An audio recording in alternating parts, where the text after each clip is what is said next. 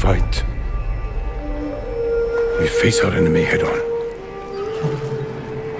And when we take their life, we look them in the eye with courage and respect. This is what makes us samurai.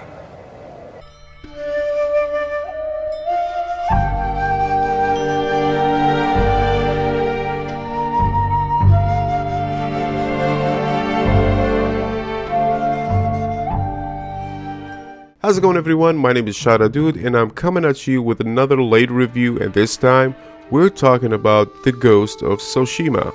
Ghost of Tsushima is probably one of the most beautiful games this generation, if not the best looking game on the PS4. As an open world, the world in this game is not quite big, at least not as big as some of the new Assassin's Creed games. And perhaps that was intentional, because you don't really need a huge world and a very big map to make a good open world game. Sometimes some games need to have limitations. But the sheer quality of content, the stylish action, the fantastic sound design, the beautiful environment, and the well-researched gameplay make this a must-play video game and a great end of era of the PS4 and Sony PlayStation.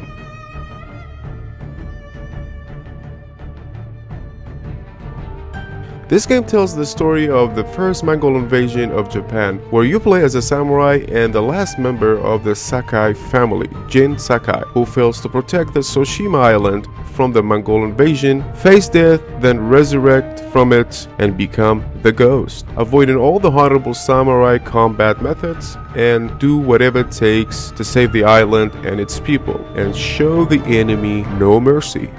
The combat system is not very far from any Soul-like game system, with a few new upgrades. It's basically divided to three main techniques: samurai, stances, and ghost. The first one is pretty much what any honorable samurai would use to fight the enemy face to face and engage each one individually by hacking and slashing through hordes of enemies. When stances uses the same face to face combat, but it shifts more to a one-hit kill up to 3 enemies in an awesome slow motion ninja-like system, and I love it. But the Ghost is the opposite technique of those two, because it depends more on stealth and enemy assassinations, which is not something the samurais are known for, but still a welcome change of combat in this amazing game. You'll see what I mean when you play the game yourself.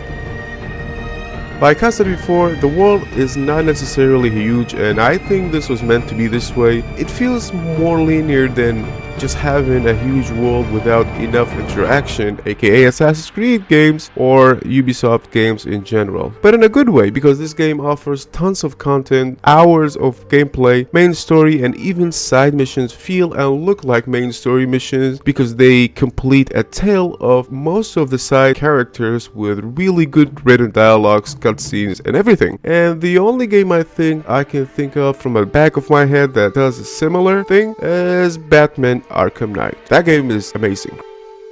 This game is beautiful. It's gorgeous. Just like any other Sony PlayStation exclusive game, this is one of the best looking games I have ever played on the PS4. From the dynamic weather changes and how realistically the grass moves, smoke and fire effects itself make this a one-of-a-kind experience. And unlike other open world games, this game has no minimap or compass that players need to get to their destination. Instead, it uses the wind system, where the wind is the player's only source of guidance, and because of that, the game does not narrow down your eyesight to only a corner of the screen, and you get to look and enjoy all the beautiful locations in this world. And if all of that is not enough, somehow Sucker Punch, the company behind this awesome game, just announced a free DLC for all Ghost of Tsushima owners called Ghost of Tsushima Legends, to add more content and also add online multiplayer to this awesome game. It will come out fall 2020, and that is just crazy.